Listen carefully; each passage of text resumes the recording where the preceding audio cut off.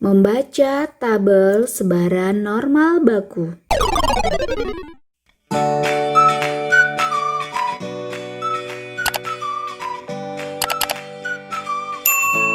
Assalamualaikum warahmatullahi wabarakatuh. Teman-teman, pada video kali ini kita akan belajar tentang cara membaca tabel normal baku.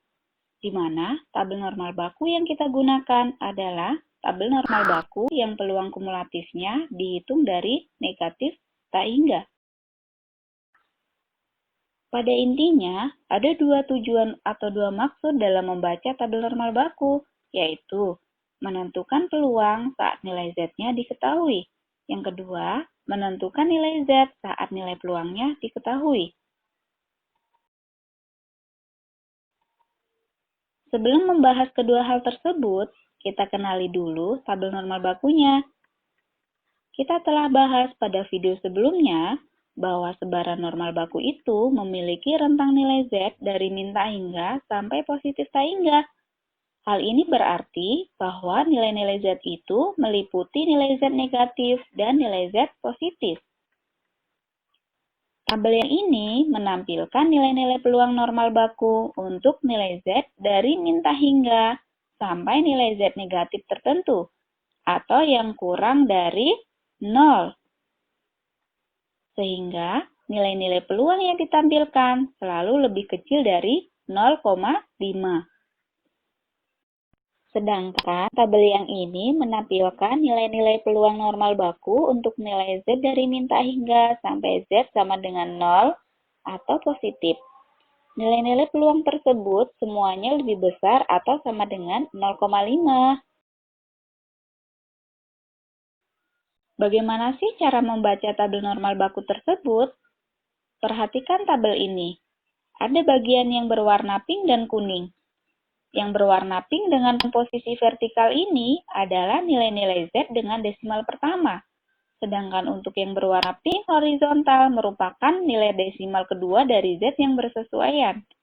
Untuk bagian yang berwarna kuning merupakan nilai-nilai peluangnya. Agar lebih dapat dipahami dengan mudah, mari kita bahas contoh soal berikut. Pertama, kita bahas bagaimana cara menentukan peluang saat nilai Z diketahui. Misalnya diminta untuk menentukan peluang Z kurang dari min 1,96.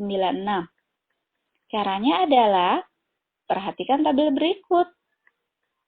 Cari angka min 1,9 pada daerah pink vertikal, kemudian cari angka 0,06 pada daerah pink horizontal. Dan kita dapatkan nilai peluang pada daerah yang berwarna kuning adalah 0,0250. Kalau digambar, daerah yang dimaksud adalah ini, yang berwarna pink magenta. Jadi, ini merupakan nilai peluang untuk Z kurang dari min 1,96, yaitu 0,025. Selanjutnya, kita coba lagi dengan contoh yang kedua. Berapa peluang Z kurang dari 1,96? Dengan cara yang sama, kita tarik garis dari angka 1,9 pada daerah pink vertikal dan angka 0,06 pada daerah pink horizontal.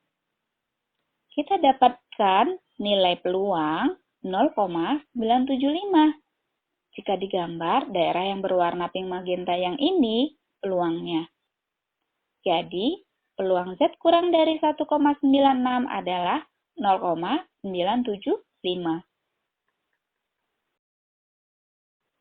Contoh berikutnya, berapa peluang Z lebih besar dari 1,96? Kalau digambar daerahnya seperti ini. Yang berwarna pink magenta ini yang akan kita cari peluangnya. Namun sayang sekali, pada tabel normal baku yang kita bahas ini, nilai peluang tersebut tidak bisa langsung kita dapatkan. Sehingga, cara menentukan peluangnya dengan melihat peluang dari sisi kirinya. Peluang Z lebih besar dari 1,96 sama dengan peluang Z kurang dari min 1,96.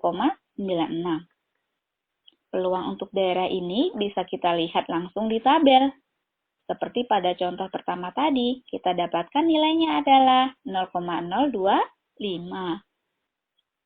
Jadi kesimpulannya, peluang Z lebih dari 1,96 sama dengan peluang Z kurang dari min 1,96, yaitu 0,0250. Hal ini mengingatkan kita bahwa kurva normal itu bersifat simetris. Oke teman-teman, sampai di sini jelas kan? Selanjutnya, kita bahas cara menentukan nilai Z jika peluangnya diketahui. Misalnya ditanyakan, tentukan nilai Z apabila luas daerah di bawah kurva normal baku kurang dari Z adalah 0,8365. Jika digambar seperti ini, daerah yang berwarna pink magenta ini luasnya 0,8365. Lalu, berapa nilai batas Z-nya? Mari kita lihat tabel normalnya. Karena yang diketahui adalah peluang, maka arahkan mata kita untuk melihat daerah yang berwarna kuning. Yap, ketemulah angka 0,8365.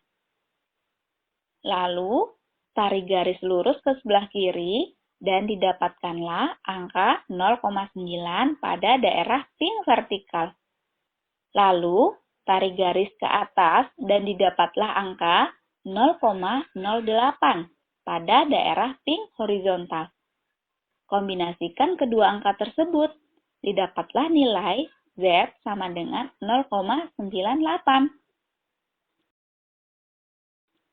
Contoh yang kedua, misalnya kita akan menentukan nilai Z jika luas daerah di bawah kurva normal kurang dari Z adalah 0,05. Daerah pada kurvanya seperti ini. Sebagaimana langkah tadi, arahkan mata kita ke daerah yang berwarna kuning. Cari angka 0,05. Ops, angka ini tidak ditemukan. Jadi, caranya, lihat dua angka yang mendekati 0,05. Dan kita dapatkan 0,0505 dan 0,0495. Jika angka ini dirata-ratakan, hasilnya 0,05.